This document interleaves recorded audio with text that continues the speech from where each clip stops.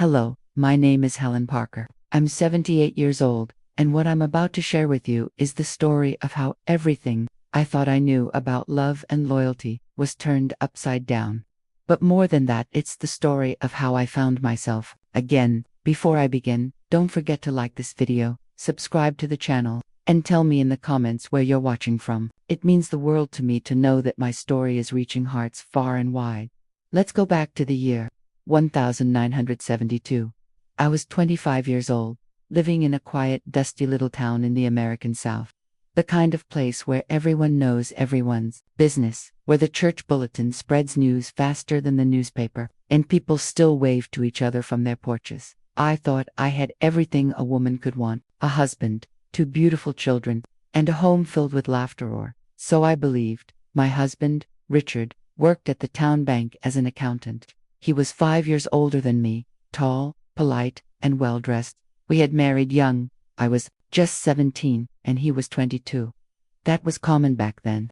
A girl without a ring by 20 was already being watched with raised eyebrows. We were proud parents to 2 children, Michael, who was 6, and little Lily, just 4 years old. My life revolved around them. I was a full-time homemaker, and I took pride in every corner of my little world. I was up before dawn every morning, cooking breakfast, packing school lunches, scrubbing floors, washing laundry, mending clothes, and putting warm food on the table every night. My world was my family, and I poured myself into making sure they were cared for. Looking back, I see now that I had disappeared inside that role. Not that I didn't love my children or care about Richard, but somewhere in between washing dishes and tucking the kids in at night, I forgot I was a woman with dreams of my own. Still, I believed I was happy. I thought that if I worked hard enough, loved deeply enough, and gave all of myself, it would be enough to keep my family whole. But life has a way of testing the things we hold dearest. It started with small things. Richard began coming home later and later. He said he was working overtime at the bank: monthly reports, end-of-day balances, new accounts. I didn't question it at first. I trusted him. I was raised to believe that a good wife didn't nag. A good wife supported her husband and gave him the benefit of the doubt. But then came the missed dinners, the cold shoulders, the sudden outbursts over nothing. He no longer looked at me the way he used to, and the sense sometimes, when he kissed my cheek at night, I'd smell something on his collar that didn't belong to me, a perfume I'd never worn. I started to wonder, not accuse, never, that I simply wondered, and prayed I was wrong. The whispers began not long after. At the grocery store, at the church bake sale, women would glance my way, then whisper behind cupped hands, "Poor Helen." I imagined them saying, "She doesn't even know." But I did know. Deep in my gut, I knew. I just didn't want to admit it. I told myself it was stress, that he was overwhelmed at work, that he needed space. I convinced myself that if I just kept being the perfect wife, he'd come back to me. I remember one evening in particular. Michael had a fever that wouldn't go down, and I couldn't leave the house to get medicine. So I called the bank, hoping Richard could pick something up on his way home. But the receptionist, Mrs. Carmichael, told me, gently, that Richard had left work hours ago. I stood there, holding the receiver, feeling my stomach sink like a stone. My hand trembled. I thanked her, hung up, and sat down at the kitchen table. The house was quiet except for the ticking clock on the wall. My son was burning up in bed, my daughter already asleep. And I, for the first time in my life, felt truly and utterly alone. That was the night something in me cracked. I couldn't say it out loud yet, but I knew my world was no longer what I thought it was. I just didn't know yet what I was going to do about it. After that night, nothing was ever the same for me. I tried to pretend, at least for a little while. I still woke up early, made breakfast, did the laundry, helped Michael with his spelling, and tied Lily's shoelaces before walking them to school. I still wore my wedding ring and smiled at neighbors, like everything was normal. But inside, I was falling apart. I began to see things more clearly, things I had ignored for far too long. Richard had grown distant over the past few months, but now I was truly paying attention. He used to kiss my forehead every evening, right there by the kitchen door. He used to ask about my day, even if it was just a quick "How were the kids?" while untying his shoes. Now he barely looked at me when he walked in. He didn't touch me anymore, didn't sit next to me on the couch, didn't laugh at the things the children said at dinner. It was as if he was physically in our house but already living somewhere else in his mind. Then there were the shirts. I always did his laundry, and I knew his wardrobe better than my own. But now his shirts would come home with traces of perfume, soft, expensive, floral. Not like the lavender soap I used or the scent of fresh bread in our home. This was different, artificial, womanly, and not mine. I remember one shirt in particular, a crisp white dress shirt with a light pink smudge on the collar, lipstick. My heart sank when I saw it, but I told myself maybe it was a napkin from lunch, or maybe he'd hugged his secretary at the bank. I wanted to believe that lie, because the truth was unbearable. He started keeping his phone closer his pocket, his briefcase, even taking it with him into the bathroom. That wasn't like Richard. He was never secretive, never had anything to hide. But now, if I so much as glanced toward his bag, he'd snap at me. I still remember a Sunday morning at church. We'd just finished the sermon, and I was chatting with our neighbor, Mrs. Evans, by the entrance. Richard was off talking to one of the deacons. Mrs. Evans leaned in, looked at me with that tight, pitiful smile, and said, "Helen, honey, have you met the new teacher at the middle school? She's very sophisticated." There was something about the way she said it. Too careful. Too loaded. Double quotes. "No, I haven't," I answered, smiling politely. "She's from out of town. Real stylish. Single too. You know how things go around here." I knew exactly what she meant. Everyone did. In small towns like ours, you can't hide a sneeze without someone knowing what handkerchief you used. I felt the ground shift beneath me as her words sank in. That night, I didn't sleep. I watched Richard as he slept beside me, his back to me, like always now. He used to curl toward me in his sleep, his hands searching for mine under the sheets. Not anymore. I lay there, staring at the ceiling, thinking of all the ways my life could come undone. What would happen to my children? What would people say? What would I do, with no job, no income, no skills beyond cleaning, cooking, and raising babies? I wanted to scream, to shake him awake and force the truth out of him. But I didn't, not yet. Instead, I started paying attention. I noticed how he smiled more when checking his watch than when talking to me, how he shaved more often, how he bought a new tie, one I hadn't picked out, one I never saw him wear to work, and how, on Wednesdays and Fridays, he came home after 9 p.m., reeking of that same unfamiliar scent.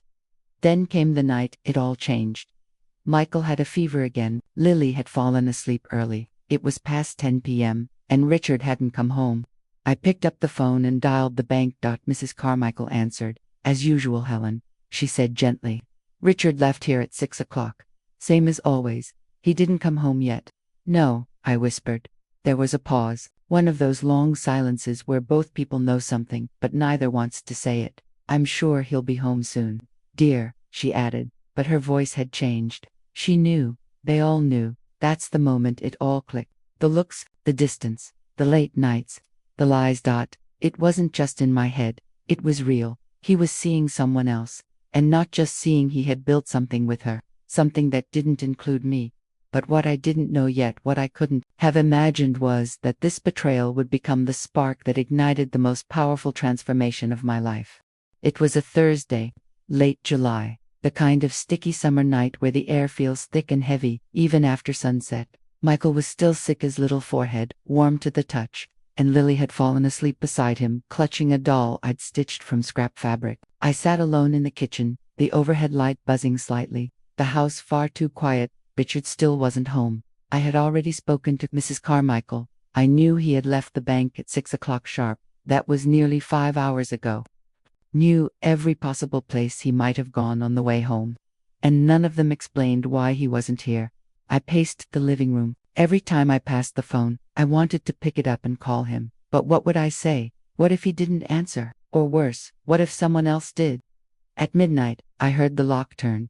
He walked in like nothing was wrong. Casual, calm, smiling, faintly, wearing that same cologne I hadn't bought for him. His shirt was slightly wrinkled, and there was a lipstick stain on the edge of his collar, so faint most wouldn't notice, but I saw it instantly. "Sorry I'm late," he said. "Busy night. Big reports at the bank." I stood still, arms crossed, my heart pounding. "I called the bank," I said quietly. He froze. "I spoke to Mrs. Carmichael. She told me you left hours ago. His expression didn't change for a second, but I could see it in his eyes, panic flashing just for a moment. She must be mistaken, he muttered, walking past me and setting his briefcase on the hall table. No, she wasn't. He turned, and suddenly the calm, collected Richard was gone, replaced by someone else, angry, defensive, cold. Why are you spying on me, Helen? Don't you trust me anymore? Don't turn this around on me, I replied, trying to keep my voice steady. I've trusted you for years. One built my life around you. He laughed, a bitter, condescending sound that made my stomach twist. You wouldn't understand even if I told you. You've never worked a real job. You've been cooped up in this house, with kids and chores. You don't know what life out there is like. That was the first time he said it out loud. The thing I had feared all along, that he saw me as nothing more than a housewife. A background character in his life. You're right, I whispered. I don't know what it's like out there, but I know what it feels like in here. I know what it's like to wait, to worry, to give everything and get nothing back. He rolled his eyes and walked away, muttering something under his breath. That night he slept on the couch, and in the morning, he acted like nothing had happened. As if my world hadn't just shattered. As if my trust, my dignity, and my heart hadn't been dragged through the dirt. But something inside me had changed. A week later, I was sweeping the porch when our neighbor, Jane, one of the few kind-hearted souls on our street, approached quietly. I'm sorry to intrude, Helen, she said, gripping the iron gate, but I can't keep quiet anymore. My heart clenched. Everyone in town knows. Richard's been seeing that new teacher from the middle school, Claire, I think her name is. She's from Atlanta. Young, pretty. They say he even rented an apartment for her over near Maple Street. My knees nearly gave out. You see, it's one thing to suspect. It's another to hear the words out loud, to know that your humiliation isn't private, that it's public knowledge. Everyone knew. Everyone but me. I had become a joke in my own town. That afternoon, I did something I'd never done before. I left Michael and Lily with Jane. I took the bus across town and walked straight to the corner store near Maple Street.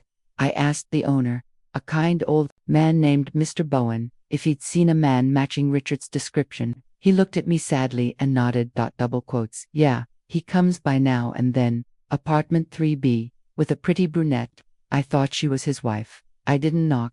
I didn't scream. I didn't throw a fit in the street. I just stood there, across the street, watching from the shadows as Richard walked into that building, smiling. He was carrying groceries and laughing. Not a care in the world. And I knew then that he had a whole other life. One that didn't include me. One that didn't include our children. One that he had built while I was at home folding his shirts and wiping our kids' tears. I went home that evening, a different woman. I didn't know what I was going to do yet, but I knew one thing for sure. I wasn't going to live like that anymore. Asterisk that night, after I returned from watching Richard walk into that apartment like he belonged there, I didn't sleep. I sat in the kitchen long after the children had gone to bed, staring at the flickering flame of the oil lamp. I didn't cry. I didn't scream. I was too numb for that. The house was completely silent except for the ticking of the wall clock and the occasional creak of old wood. But inside me, it was loud. Thoughts collided, questions echoed, and emotions I couldn't even name swirled like a storm. How had I come to this? I had given everything to that man, my youth, my body, my trust. I had loved him when he had nothing, stood by him through every setback, raised his children, made his house a home. And now he had discarded me for someone prettier, younger, more exciting. I kept hearing his words from the night before. You're just a housewife, Helen. You wouldn't understand. Just a housewife. Like that was something shameful. Like the meals, the mended clothes, the late nights rocking sick babies meant nothing. Like I was invisible. I looked down at my hands, rough, calloused, tired. They had scrubbed floors, wiped tears, patched holes in pants, braided Lily's hair, and baked 1,000 loaves of bread. These were the hands of someone who had held a family together. And yet, in his eyes, they were worthless. I remember whispering aloud, more to myself than anyone else, is this all there is? Is this what I traded my dreams for? At 17, I had dreams too. I wanted to be a teacher. I used to line up my dolls and pretend to give lessons. I used to write essays and read poetry aloud to the wind, imagining a classroom full of bright eyes and eager minds. But those dreams faded the day I said I do. Life took a different path, and I didn't question it, not once. I believed, deeply, that being a wife and mother was my calling. And don't get me wrong, I loved raising my children. They were my joy, my anchor. But somewhere along the way, I stopped being Helen. I became just Mom and Mrs. Parker. That night, something inside me stirred. It wasn't rage, not yet. It was something quieter, deeper. A sense that I had forgotten who I was, that I had allowed myself to become small, and now I was standing at the edge of a cliff, staring into the unknown. I thought of my children, of Michael's smile when he solved a math problem, of Lily's little hands on my cheeks when she said, "I love you, Mommy." They were the reason I got up every morning, but I also knew if I didn't find a way to stand on my own, I'd raise them to believe that women are meant to suffer in silence, that they should stay in broken marriages, that their dreams don't matter, and I refused to be that example. I needed to do something, not for Richard, not to get him back, and not even to punish him, but for me, for the woman I used to be, for the woman I wanted to become again. As dawn broke, and soft golden light filtered through the window, I made a decision that would change everything. I was going to find a way to rebuild myself from the ground up. I didn't know how. I didn't have money, connections, or a college degree, but I had grit. I had two eyes that saw the truth now, and I had something more powerful than anger. I had purpose. That morning, as I poured cereal for the kids, I looked at Richard and said something I'd never said before, not with bitterness, not with sarcasm, just calm certainty. "I know about the apartment, Richard. I saw you. And you're right, I don't know the world out there, but I'm going to learn." He blinked, stunned. For once, he didn't have a clever response. He didn't even deny it. He just stood there, unsure of what to do with the woman who no longer feared losing him. He left the house that morning without saying a word, and I stood at the kitchen sink, washing dishes. But inside, I was doing something much more important. I was washing away the fear. I was scrubbing off the shame. I was clearing the space where a new Helen would begin to grow. After that morning, I didn't waste time confronting Richard again. I knew words wouldn't change him. I had seen it in his eyes. He didn't see me as a partner anymore. Maybe he never had. But I had made a decision, and this time, it had nothing to do with him. It was time to make a plan. Quietly, I didn't want to alert him. Not because I was afraid, but because I knew how quickly he'd tried to sabotage anything that gave me independence. He thrived on my silence, my obedience. If he knew I was thinking about building a life beyond the four walls of our house, he'd find a way to tear it down before it even began. So I kept quiet. That same week, I paid a visit to Mrs. Margaret, a widow in her 60s who lived just a few blocks away. She had once been a schoolteacher before she retired. Everyone in town respected her. She walked with her head high, spoke with clarity and kindness, and always had a book in her hand. She had tutored children privately for years, including my son Michael. I admired her. She was everything I had once dreamed of becoming: educated, dignified, independent. When she opened the door and saw me standing there, she gave a warm smile and said, "Helen, what a lovely surprise. Come in, dear." We sat in her sunroom with 2 cups of tea. I looked around at the bookshelves that lined every wall, overflowing with knowledge and wisdom. I hesitated at first, unsure how to begin. "I came to talk about me," I said softly. "I want to study. I want to go back to school. I want to become a teacher." Her eyes lit up. She didn't laugh. She didn't say I was too old. She didn't ask why. She just nodded and said, "Then that's exactly what you should do." I told her I had finished high school years ago but had forgotten most of what I learned, that I didn't know if I could do it, that I didn't even know where to begin. She leaned forward, took my hand, and said, "You begin exactly where you are. You already have everything you need." The courage to say it out loud. That evening, she sent me home with a stack of books: grammar, math, history, science, nothing fancy, just the basics. Enough to prepare me to take the equivalent of a high school exit exam. She told me, "If you study just 1 hour a night, after the children go to bed, I'll help you every week." So that's what I did. I waited until the house was quiet. After Lily was asleep and Michael had stopped asking when Daddy was coming home, I would sit at the kitchen table, surrounded by silence, and open those books like they were doors into a world I had forgotten. At first, it was overwhelming. I could barely concentrate. My hands trembled with every page I turned.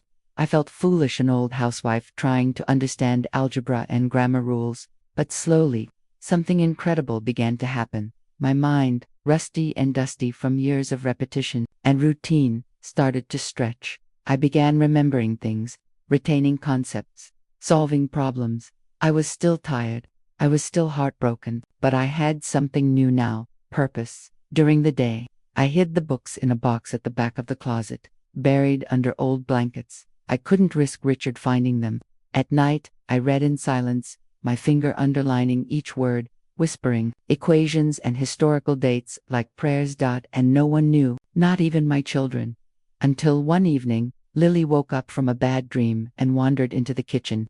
She rubbed her eyes and looked at the open book in front of me. "Mommy, are you reading?" she asked, her voice small and curious. I closed the book, quickly smiling. "Yes, sweetheart, Mommy's learning some new things." "Are you going to school too?" she asked. "Maybe, one day," she grinned. "Can I come?" My heart swelled. "One day, we'll all go. You, Michael, and me." She nodded, satisfied, and shuffled back to bed. That night, as I looked down at the worn pages in front of me, I realized something powerful. This wasn't just revenge. This wasn't just about Richard. This was about reclaiming the life I had given up. This was about the little girl I used to be, the one who wanted to teach, to learn, to grow, and no one, no betrayal, no lie, no man, would take that from me again. 6 weeks had passed since I first opened a book again. 6 weeks of studying in silence, hiding notebooks under the floorboard in the hallway closet, pretending everything was fine. On the surface, I was still the same Helen, folding laundry, preparing dinner, singing lullabies. But something was changing inside me. I felt sharper, stronger. I had a secret now. Not a shameful one like his, a sacred one, mine. I was reclaiming pieces of myself, quietly, one chapter at a time. But secrets, especially in a house as tense as mine had become, don't stay hidden forever. It was a Tuesday night. I was in the kitchen, hunched over a grammar workbook, scribbling notes by candlelight. Michael and Lily were asleep in their room, and the house was wrapped in that deep quiet that only comes after 10 p.m. And then the door opened. I jumped, nearly knocking over my cup of tea. Thought Richard was home early. For once he stepped into the kitchen, loosened his tie, and paused. His eyes landed on the table. "What's this?" he asked. I froze there. Spread across the table were my study books, math, history-lined paper filled with notes.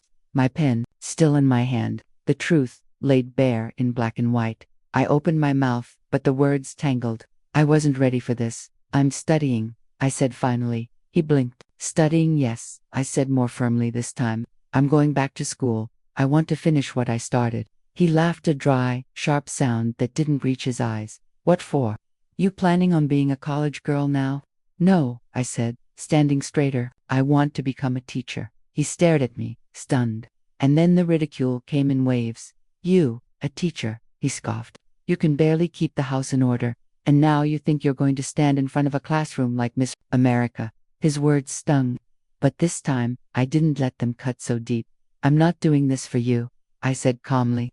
"I'm doing this for me, for our children, so that one day, if I have to stand on my own, I'll know how." He stepped closer. "This is Margaret's doing, isn't it? That old woman's been filling your head with nonsense." "No one's filling my head," I said. "For once, I'm thinking for myself." His face darkened. His voice dropped. "Let me make something clear. You're my wife. Your job is here, cooking, cleaning, raising the kids. I work hard to keep this family together. I won't have you running around playing student while everything else falls apart." I took a breath, a deep one, and then I looked him straight in the eye. "You already let it fall apart, Richard. I'm just trying to rebuild what's left of me." He didn't expect that. His mouth twitched like he wanted to argue, but no words came. Instead, he stormed toward the table, grabbed a stack of books, and slammed them into the trash can beside the sink. "This ends now," he snapped. My heart raced. I wanted to scream, cry, but I didn't. I waited. And when he left the kitchen, slamming the bedroom door behind him, I quietly walked over to the trash, pulled my books out one by one, and wiped them clean. I hid them better this time, under a loose floorboard in the bedroom closet. I knew it wouldn't be the last time I'd have to protect my dreams. The next morning, Margaret showed up at my door. "I heard," she said simply. I looked at her, wide-eyed. "How?" "Richard came to my house last night, banged on the door like the sheriff. Said I was poisoning your mind. I felt the shame rise in my throat. I'm so sorry. She held up a hand. Don't be. I've dealt with men like him my whole life. You're not stopping, Helen. You're just getting started. But we'll need to be more careful. And we were from that day forward. I studied at her friend's house across town, an older woman named Ruth, who had a quiet backyard shed she turned into a little study room. I'd walk there 3 times a week under the excuse of volunteering at church. Richard didn't ask again. I think he believed he'd scared me out of it. He couldn't have been more wrong. He had ignited a fire in me that he could never put out, and every word he'd thrown at me in anger, "You're just a housewife. No one's going to hire you. Don't embarrass yourself." They didn't stop me, they fueled me, because now, it wasn't just about learning, it was about proving to him, to the town, to myself that I was more than he ever gave me credit for, and I wouldn't stop, not for him, not for anyone. Richard's betrayal was a wound, but it also became the very thing that forced me to rise. There's something strange about heartbreak. It either shatters you completely, or wakes you up. In my case, it did both. After the night he threw my books in the trash and threatened to put an end to my plans, something shifted in me. Permanently, I stopped waiting for his approval. I stopped tiptoeing around his moods. I stopped wondering if he would change. He wouldn't, and I was done wasting my hope on someone who had made it so clear that I was no longer part of his future. But I hadn't expected what came next. One evening, about 2 months after our confrontation in the kitchen, he came home quiet. Not the usual silent treatment, but something more solemn. His face was pale, his shoulders heavy. He walked past me in the hallway without a word, and sat on the couch. Then, without looking at me, he said, "Claire's pregnant." I didn't react. I couldn't. My body went cold. I stared at the sink, at the dish I was washing, and waited for my heart to break. But it didn't. Maybe it was because I had no more tears left for him. Maybe it was because I had already mourned our marriage weeks ago. Maybe it was because something else had begun growing inside me, to not a child, but a version of myself I hadn't seen in years. A version that was getting stronger by the day. "She's 7 weeks, he added, still not meeting my eyes. "She wants to keep the baby." I turned to him. "Are you leaving?" He hesitated. "I think it's the right thing to do." I nodded slowly, feeling the weight of those words settle over me like dust. So this was it. He was going to walk away, not just from me, but from Michael and Lily too, from the very life we had built together. But I didn't plead. I didn't beg him to stay. "Then go," I said, "and don't pretend you're doing it out of nobility." He finally looked at me, and for the first time in years, I saw guilt in his eyes. Not love, just guilt.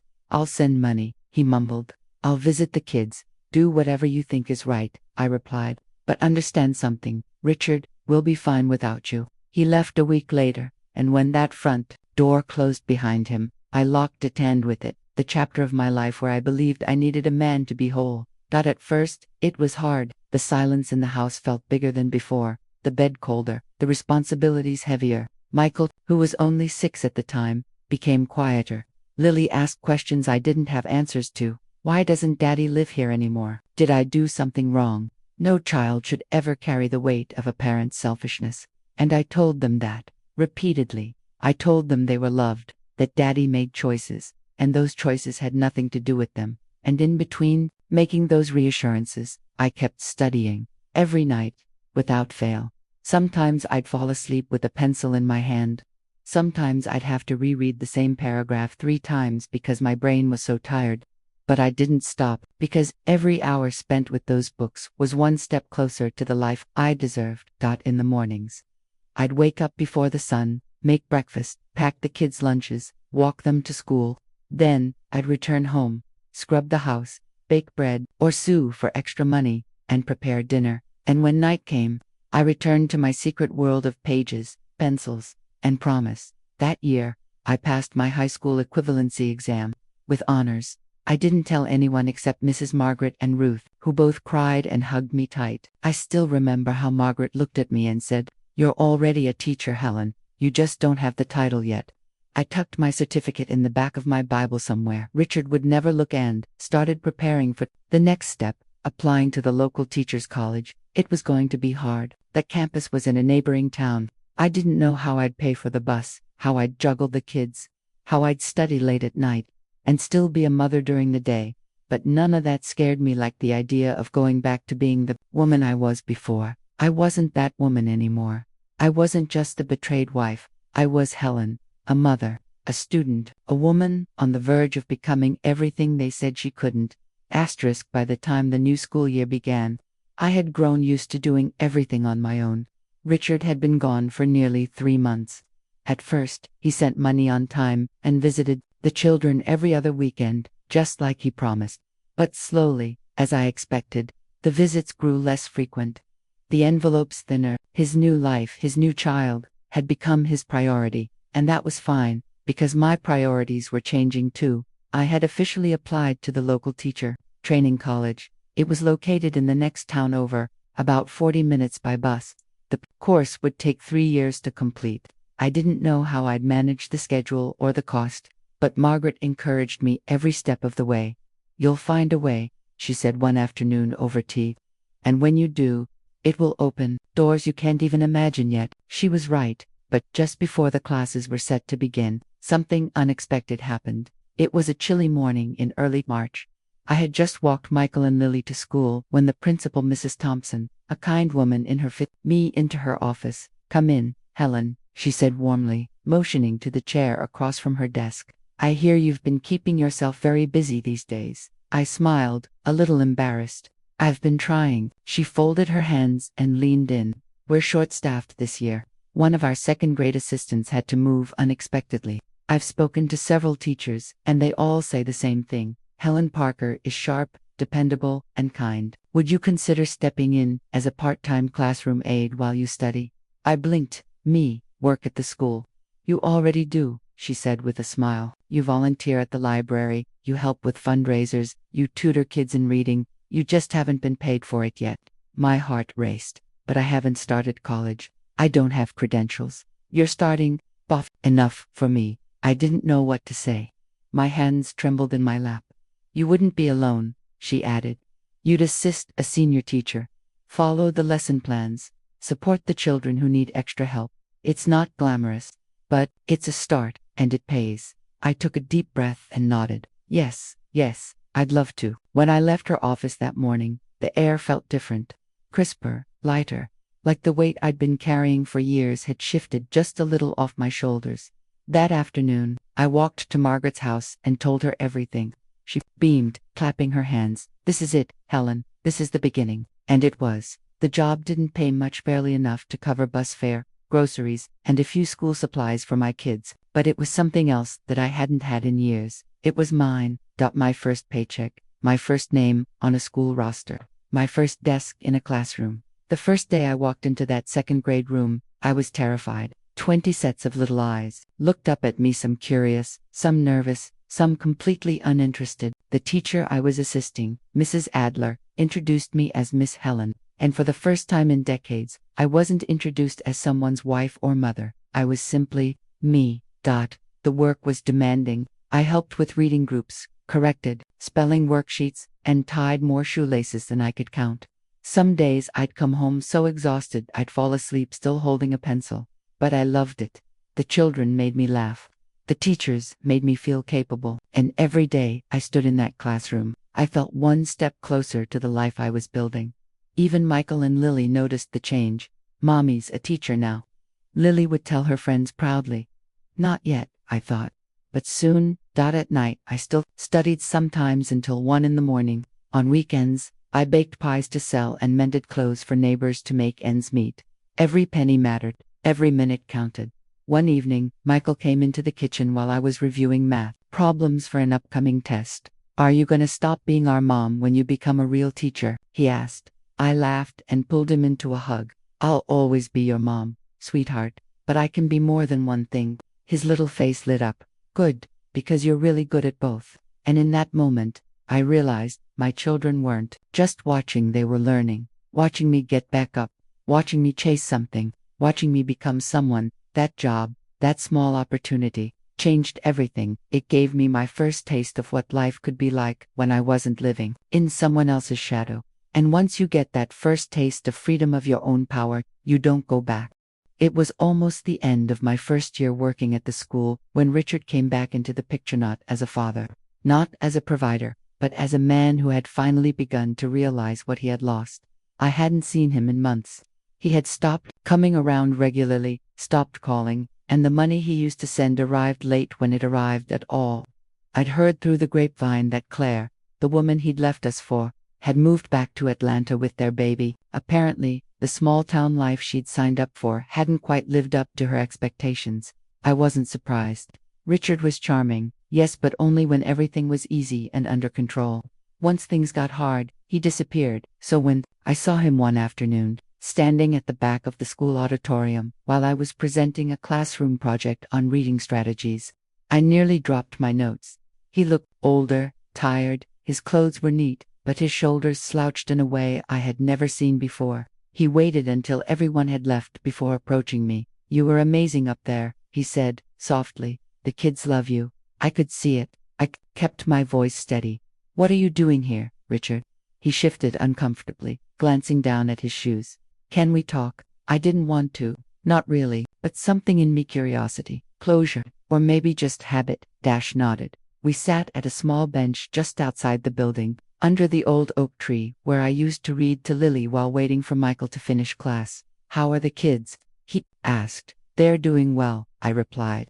"Michael's learning the trumpet. Lily wants to be a writer." He smiled weakly. "I miss them." "You could have seen them any time," I said, not unkindly.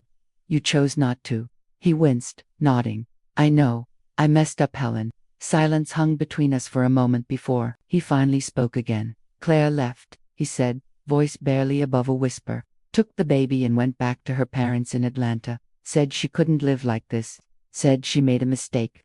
I nodded slowly. "And now you're alone." He looked at me then, really looked. "I made the biggest mistake of my life.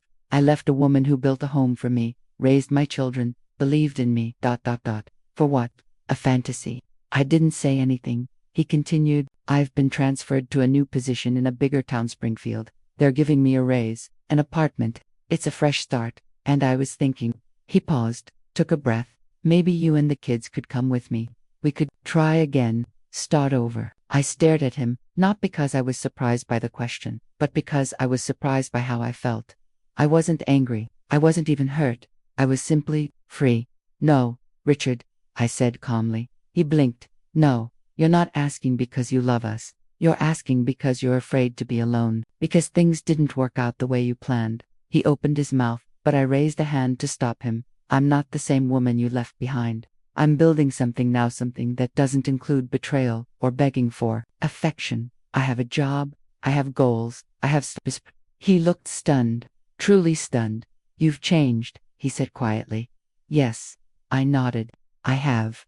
And that's the one thing I thank you for." He looked away, swallowing hard. "What about the kids? You can visit them. You can be in their lives if you choose. But they're not moving, and neither am I. We're doing just fine here." I stood, picked up my bag, and smiled, not out of cruelty, but out of peace. "I hope you figure yourself out, Richard. I really do. But we've already moved on." And I walked away, my heels clicking softly against the pavement, each step lighter than the last. That night, when I told Michael and Lily that their father might visit soon, they simply nodded. Lily asked, "Will he stay for dinner?" "Only if you want him to," I said. Michael shrugged. "It's okay, Mom. You smile more now." I like that. That simple sentence from my 8-year-old son told me everything I needed to know. We were healing, we were growing, and I had no reason to look back. Revenge. It's a strange word, isn't it? When we hear it, we picture drama, confrontation, someone shouting in a storm or slamming a door. But let me tell you something I've learned over the years. The best revenge is silent. It doesn't come in screams or scenes. It comes in success. My perfect revenge was not yelling at Richard. I never threw anything at him, never begged him to stay, never tried to ruin his life. No, my perfect revenge was becoming a woman he could never control again. It was waking up every morning knowing that I had built something from the ashes he left behind, that I had risen from being the housewife he abandoned to a respected educator, a provider for my children, and most importantly, a woman who loved herself again. Let me tell you how that unfolded. By the end of my first year as a classroom aide, the principal offered me a full-time position to continue supporting the teachers. My reputation had spread quickly, kind but firm, reliable, and passionate. The kids adored me. Some of the parents even began to greet me as Miss Helen at the market and thank me for helping their children read or feel more confident in class. My classes at the teacher training college were tough. I won't pretend otherwise. There were nights I cried from exhaustion, mornings I struggled to stay awake. But every time I thought of giving up, I remembered that cold night at the kitchen table when Richard had looked me in the eye and said I'd never understand the world. Outside he was wrong, because I wasn't just learning about teaching methods or child psychology, was learning about myself, my strength, my voice, my worth. Michael and Lily were my biggest cheerleaders. On the day I passed my final exams and officially became a certified teacher, they surprised me with a drawing they'd made together. It showed me in a classroom, standing at a chalkboard, with a group of smiling kids at my feet. Across the top, in crayon letters, it said, "We're proud of you, Mom." That drawing stayed on my desk for years. Soon after, I was offered a teaching job in a larger school, in the neighboring town. Better salary, more responsibility. I took it, commuted every day, wore my hair tied up and my head held high. One afternoon, years later, I ran into Richard at the grocery store. His hair was thinner, his eyes a little duller. He tried to act casual, asked how I'd been. I smiled politely, said I was doing well, and turned to walk away. He called out behind me, "You've really made something of yourself, haven't you?" I turned back and said, with a smile he never used to understand, "Yes, I have." And I walked out. That moment, that was closure. He expected me to crumble, to fall apart, maybe even to come crawling back, but I didn't. Because the best revenge I ever took wasn't about hurting him, it was about healing me. It was proving that no matter how much someone tries to break you, you can rebuild. That no matter how invisible the world has made you feel, you can rise and be seen. That no matter how small they tried to make your life, you are allowed to dream bigger. And that's what I want every woman listening to this to understand. You are not just anything, not just a wife, not just a mother, you are you. And that is powerful. So when people ask me how I got my revenge on the man who cheated on me and left me for someone younger, I simply say, I became the woman he didn't believe I could be. And believe me, that's better than any slap, any scream, or any bitter goodbye. Asterisk, if this story touched your heart, I'd love it if you gave it a thumbs up, subscribed to the channel, and shared it with someone who might need a reminder of their own strength. Leave a comment below and tell me what part of Helen's journey resonated with you the most. I read every single one. Thank you for listening. Until next time, stay strong.